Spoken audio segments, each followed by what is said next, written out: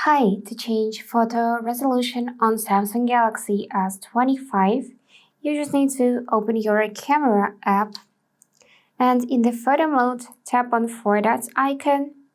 And after that, you should see this 12M, which is 12MP camera. If you want to change photo resolution, then you can tap here and switch to 50MP camera. And this is how you can basically change photo resolution. Also, you can do it from the top if you tap on 50M to switch to 12, or tap again to switch back to 50. And additionally, you can change format. For example, you can make it full screen like that. And that's it for today.